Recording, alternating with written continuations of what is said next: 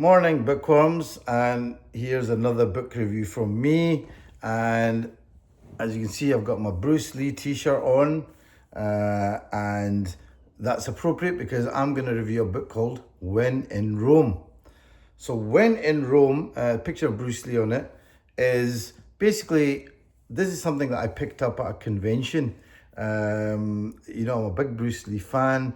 I went down to, I think it was Sheffield, and we attended a Bruce Lee convention. And I actually bought a book called the hardback version of When in Rome. And this was basically the making of Bruce Lee's second or third picture, I think. Third picture, and it was called Way of the Dragon, released here in the UK as Way of the Dragon. And it was basically the first movie that he directed, wrote, produced, and really put together himself. And I'll read the blurb on the back. At the conclusion of Bruce Lee's two-picture deal with Golden Harvest, he and Raymond Chow formed a new film production company, Concord Productions. The first movie to be released through Concord Productions would be Way of the Dragon, which would be Lee's directorial debut. Instead of filming the movie in Hong Kong, as was customary at the time, Bruce Lee insisted on filming in Italy, and more specifically, Rome. 50 years after its British release, we celebrate the success and longevity that The Way of the Dragon has achieved with a special companion book looking into the making of a classic martial arts movie. So this was a book that was produced by a guy called Carl Fox, who is actually who owns the rights to a magazine called Kung Fu Monthly, which used to be out in the 70s and the early 80s. So anybody who was into Kung Fu and martial arts would remember that. And it was a magazine that used to open out into a big poster. I loved that thing because it was really colourful, had pictures of Bruce Lee, and it was basically the only thing you could get at that time in the UK about Bruce Lee on a regular basis. So I actually bought this one at this particular convention, and it's called When in Rome, and it's basically a picture book. So it's got loads of pictures of Bruce Lee and the making of the film set, and I mean it's really, you've got some great pictures in it with Bruce Lee kind of off camera, sitting in restaurants. And then there's the sort of classic film pictures that we've probably seen before, like that. So this is a lot of fun. If you're somebody that likes Bruce Lee and likes looking at the Bruce Lee pictures, and, I think you'll love this. And for a lot of people who were brought up in the 70s, this takes them back to their youth. So there's definitely part of that for me. Because he was like one of the few, I thought, non-white action heroes, and he was beloved all over the world. Probably the first real international non-European film star. And a couple of interesting things about this book. I got the paperback version as well. And the paperback version is quite good, but I do notice that it's a lot smaller and a lot less pictures in it. So obviously you're paying more for the hardback, so you're getting some extra things in it. Some interesting pictures in there. You could probably see Bruce Lee doing a little kick there. Oh, and the other interesting thing, I think the reason why I quickly read this was because one of the biggest scenes in it is probably the fight scene with Chuck Norris at the end, and people still think of that as being the best martial art sort of fight sequence that's been filmed today. And Chuck Norris died literally about a week ago, and that's a scene from one of his the fight in the Colosseum, and in it Chuck Norris and Bruce Lee go into a facsimile of the Colosseum. They did film scenes from the Colosseum, and then they went back to Hong Kong and recreated the set there.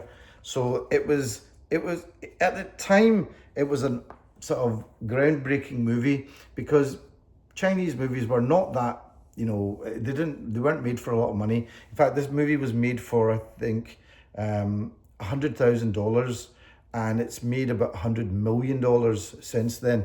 If you probably, if you watch it now and you're not a martial arts fan, you'll probably think it looks like a cheap student movie. But if you're a fan of Bruce Lee, you'll absolutely love this. So there's some more scenes from the movie. I also liked it because, I mean, just you can see in this aspects of Bruce Lee where he's just incredibly, it just shows you how incredibly talented he was, really. I was lucky enough to meet a couple of personal stories. I was lucky enough to meet somebody who was one of the extras on this film set. And this guy is now about, I think he must be in his 80s now. I'll see if I can find a wee thing from him. And he was somebody that, there's a picture of Chuck Norris and Bruce Lee. Actually, an interesting thing about this movie was it was made with so little money that when Chuck Norris has a scene where he has to come out of a plane and he's the assassin that's been hired from America to kill Bruce Lee. And so they had so little money that what they actually did was they asked Chuck Norris to stay at the back of his plane when he arrived in Rome, and then they quickly ran up and filmed Chuck Norris coming out of his own plane with his own clothes. So that's how little money they had. But I mean, it works in the movie. Like I said, nobody's watching the movie for the plot. They're watching it to see Bruce Lee do his thing. And there he is. There's Bruce Lee with Chuck Norris and his co-star Bob Wall, who's in a lot of movies. And Bob Wall apparently just jumped on a plane and said, "You're going." He was a friend of Chuck Norris's and said, "Well, if you're going, I'm going as well." And jumped on a plane, paid his own money, and got into this movie. And to be honest with you, now people still remember him. And there's a guy in here who played a kind of sort of mafia boss, and he said that Bruce Lee said, "Look, I'm not going to pay you any money." He said, "You won't." He goes, "I won't make you rich, but I'll make you famous." And this is the guy here. You could probably see him. He's a guy with the glasses sitting down in a chair. And he says, there isn't a day that goes by when somebody doesn't come up to him and say, "Are you that guy that was in that Kung Fu movie?" So he was quite right.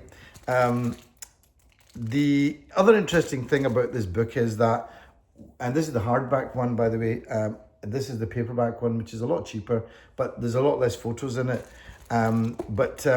While he was on the set of The Way of the Dragon, Bruce Lee was interviewed by a guy called Alex Ben Block, who was a journalist, and this journalist phoned him from America, talked to Bruce Lee on the phone. Now, as many of you know, Bruce Lee died in very strange circumstances just before he was about to make it big and become a superstar. He died, I think, something like 3 or 4 weeks before the opening of Enter the Dragon. So when he died, everybody wanted to know information about him. And this journalist, Alex Ben Block, had done this interview and quickly spun the interview into a little book. And I actually won in a raffle at this convention the first edition of this book. And it's called The Legend of Bruce Lee by Alex Ben Block. And I'm not going to take it out of the cover because it's kind of a collector's item. He's signed it. He said, "It is my hope that whoever acquires this first edition of the history-making classic book on the legendary Bruce Lee will appreciate his contributions in martial arts, cinema, philosophy, world culture, and as the first Asian superstar to receive global recognition. Its publication in 9 editions has meant a lot to me, and I hope will be meaningful for you. And that's written from California, USA, and it's signed Alex Ben Block. There it is. So Alex, if you're watching this, you know that I won the book in the raffle, and there it is. And thank you. And I'm not going to open it. This is the first edition of his book, The Legend of Bruce Lee. I might buy one of the later editions, but I'm not going to open this one. But you know, the funny thing was that he said in a Zoom call that I was on, he said that there was no information on Bruce Lee, so he spun this into a book. And you know what? 9 editions later, this book is still being printed. So it's quite incredible. It's the first kind of biography of Bruce Lee, The Legend of Bruce Lee by Alex Ben Block. So that's a kind of side story of When in Rome. But When in Rome is written by and put together by Carl Fox. It's more of a kind of picture book, but you know what? I mean, you know, Bruce Lee was kind of such a specimen and such an amazingly charismatic figure that, you know, you look through these photos and they're really cool, and it's really nicely put together by Carl Fox, who, like I said, owns the rights to the Kung Fu Monthly magazine now.